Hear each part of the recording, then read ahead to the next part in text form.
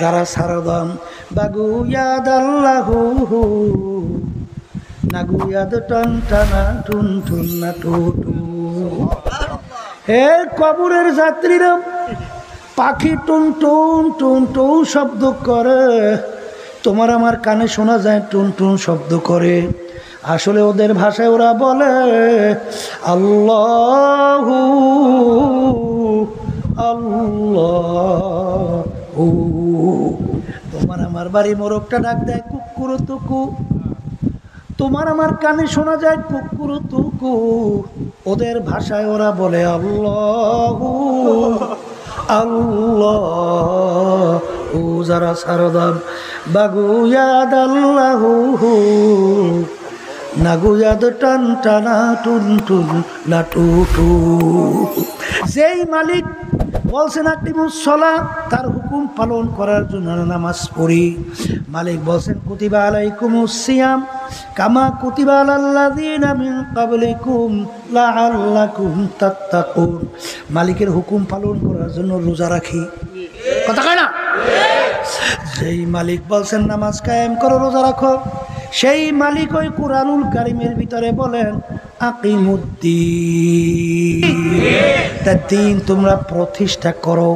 নিজে ব্যক্তি দিন অনুযায়ী চললে হবে না, পরিবার পরিজন সমাজ এমনকি রাষ্ট্রীয় পর্যায় পর্যন্ত দিন প্রতিষ্ঠার জন্য সাধ্য অনুযায়ী চেষ্টা করাও ফরজ। এই জন্য আমার বাজানদেরকে বলবো, পর্দা আলে মা বোনদেরকে বলবো, এ কবরের যাত্রীরা, পর্দা আলে মা বোনেরা, কবরে কোনো দলাদলি আছে? কেউ যদি কবরে যাইয়া পরিচয় দেন আমি চরমোনাইর মুরিদ, যথেষ্ট। মাপ পাইবেন না? এতের বলে মাপ নাই? হ্যাঁ, যদি কেউ বলেন আমি মানিকগঞ্জের মুরিদ, মাপ নাই? তাহলে আমি জৈনপুর, আমি দেওয়ানবাগ, রাজারবাগ, মাঝবান্ডা, হ্যাঁ, এই তাহলে আমি বিএনপির লোক। আচ্ছা, তাহলে আমি আওয়ামী লীগের লোক। এইটা কইলে কবরে একটা ধরা কাছা হইতে পারে। হ্যাঁ, ওই জায়গায় মিথ্যা মুথ্যা ঘুষাঘুষি, খুন খুন খুন খুন এগুলো কিছু চলবে না? ফেরেস্তার লাগে দুই একটা ঘুষাঘুষি, ও জায়গা চলবে না? ও কয় কি এই পরিচয় নাই? এ কবরের যাত্রীরা, কবরে প্রশ্ন কিন্তু তিনটা।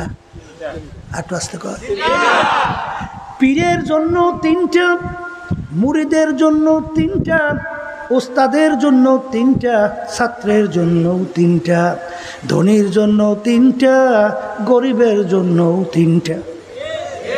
এক নম্বর প্রশ্ন মান রব্বুকা, দ্বিতীয় নম্বর ওমা দীনুকা, তৃতীয় নম্বর ওমান নাবিয়ুকা।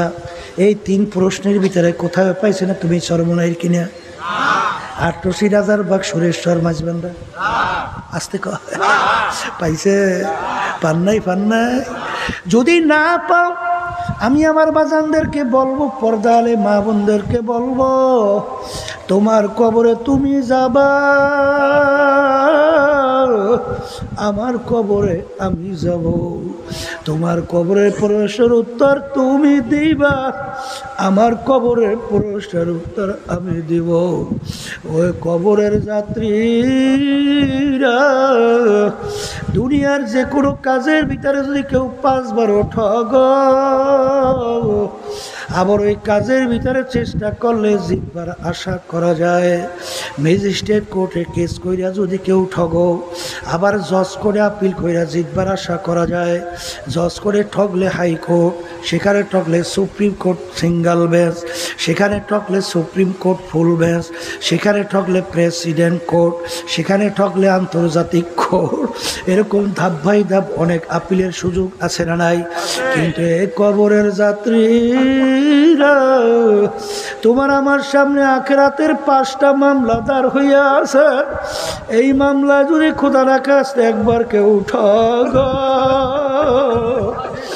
আর দ্বিতীয়বার দুনিয়াতে এসে আপিল কইরা জিতবার কিন্তু আর আশা। বাজার 1 নম্বর মামলা, মৌতের মামলা। কবরের মামলা, কিয়ামতের ময়দানের মামলা, মিজান পুলসিরাতের মামলা। ওই মামলার তদবির কিন্তু দুনিয়ায় থাকা অবস্থায় তারপর তদবির কইরা কবরের দিকে রওনা করা লাগবে। যদি একবার কেউ ঠগ আর দ্বিতীয়বার তদবিরের আর সুযোগ নাই। আমার বাজানদেরকে বলবো, বড় লোক বাজানদেরকে বলবো, শিক্ষিত আমার বাজানদেরকে বলবো, পর্দালে মা বোনদেরকে বলবো, কোরআনুল কারীম এখন আমাদের মাঝে আছে না নাই? কোরআনুল কারীমে এখনো চ্যালেঞ্জের আয়াত আছে না নাই? এক মানুষ যা পারে অন্য মানুষ তা পারে না, এরকম ইতিহাস দুনিয়াতে নাই। আল্লাহ রাসূল সাল্লাল্লাহু আলাইহি ওয়াসাল্লাম দুনিয়ার দিক থেকে আল্লাহ তাকে উম্মি বানাইছিলেন, নিজের দস্তখত নিজের সাইনও করতে জানতেন না। মায়ের পেটে থাকা অবস্থায় আল্লাহ রাব্বুল আলামিন তার আব্বাকে দুনিয়া থেকে নিয়ে গেছিল। দুনিয়াতে আসার পরে বছর 6 বয়স আল্লাহ তার আম্মাকেও দুনিয়া থেকে নিয়ে গেল। ছোট 6 বছরের বাচ্চা, বাপ হারা মা হারা, দুনিয়ার কোনো শিক্ষকের কাছে পড়ার সুযোগ পায় নাই। আল্লাহর হাবিবের উপরে 30 পারা কোরআনুল কারীম নাযিল হইল, যার শুরুতে আল্লাহ রাব্বুল আলামিন চ্যালেঞ্জ হিসেবে বলল, যালিকাল কিতাব লা রাইবা ফীহ। যখন এই ক্যারি মিরল, ওই যে টরেন্টো ইউনিভার্সিটির প্রফেসর, যখন তিনি রিসার্চ করলেন, দেখে কোরআনুল কারীম সত্য, তখন নিজে কালিমা পড়িয়া মুসলমান হইয়া গেল। এ আল্লাহর বান্দারা, মুসলমানের আমার বাজানা, মুসলমানের ঘরে জন্মগ্রহণ কইরা বাজান কিছুদিন আগেও দেখছো আমেরিকার এক পাদ্রী, খ্রিস্টানদের এক ধর্মযাজক, তিনিও রিসার্চ করার পরে সেদিন কালিমা পড়িয়া মুসলমান হইয়া গেল। তিনি মন্তব্য করলেন, এতদিন পরে আমার নিজের ঘরে আমি ফিরে আসলাম। আজকে মুসলমানের ঘরে জন্মগ্রহণ কইরা খোদা না খাস্তা কিয়ামতের ময়দানে যদি জাহান্নামের শিকল হাতে পায়ে লাগে, এর সে কপাল পোড়ার সার জাহানে হইতে পারে না। এই জন্য আমার বাজানদেরকে বলবো, পর্দালে মা বোনদেরকে বলবো, বৈজ্ঞানিক আবিষ্কার করার পরে বলছেন, আমরা যে সূর্য দেখতেছি দুনিয়ার থেকে 9 কোটি 30 লক্ষ মাইল দূরে আছে। বাজান গরমের দিনে দুপুরের সময় ঠান্ডা জমিনে যখন সূর্য তাপ দেয়, তুমি আমি সূর্যের তাপ সহ্য করতে পারি না। কেউ দৌড়ায় সূর্যের তাপ থেকে বাঁচার জন্য গাছের নিচে, কেউ দৌড়ায় ঘরের নিচে। কিয়ামতের ময়দানে আল্লাহ রাসূল বলেন, এই সূর্য 1 হাত বা 1.25 হাত মাথার উপরে আমার মালিক বুর কইরা ছাইরা দেবে। আমার মালিক বলবে, সূর্য তোর ভিতরে যত তাপ আছে সারো, নাফরমান বুঝু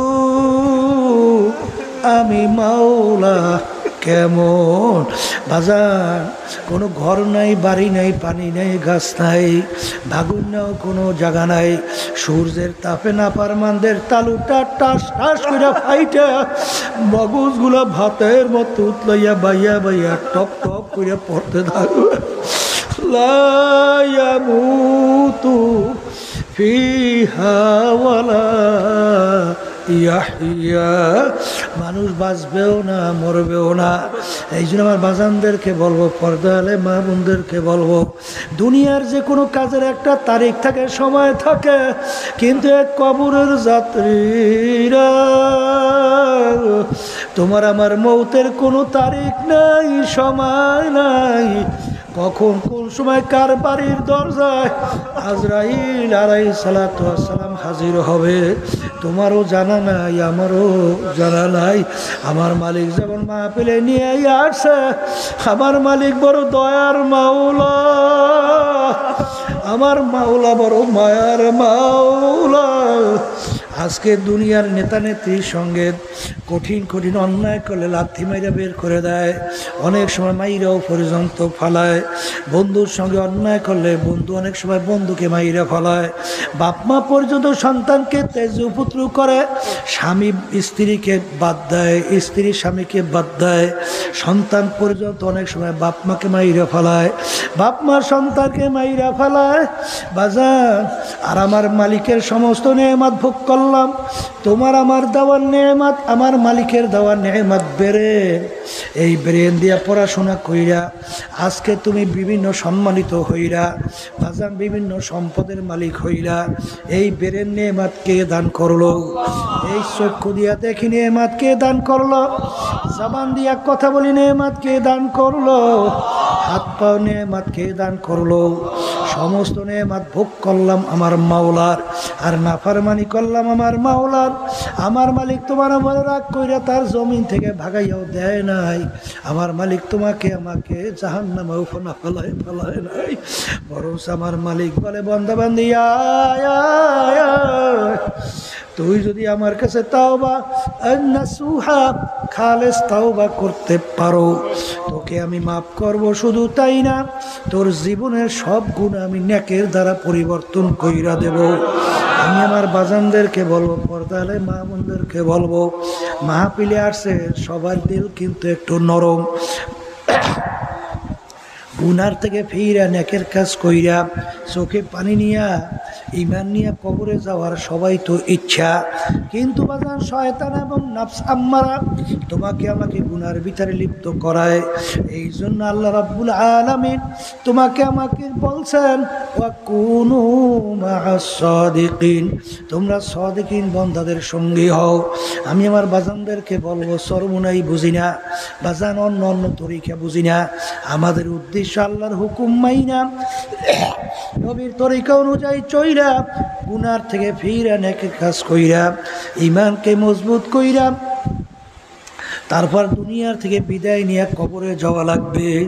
যাদের চরমনার তরিকা ভালো লাগে আজকে তাওবার ভিতরে তাওবা করবেন।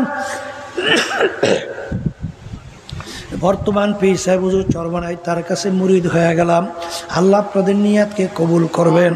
আর যাদের চরমনার তরিকা ভালো লাগে না, যে কোনো এক সহি তরিকা যাও, কিন্তু বাজান খবরদার সতর্ক থাকা লাগবে যে এক শ্রেণীর বর্তমানে পীর মুরিদের নামে বাজান আজকে ঈমান হারা করতেছে।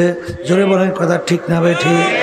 আজকে দিনের একটা অংশ মানে আর একটা অংশ মানে না, কিন্তু আল্লাহ বলছেন দিনের ভিতরে পুরি ঢোকা লাগবে।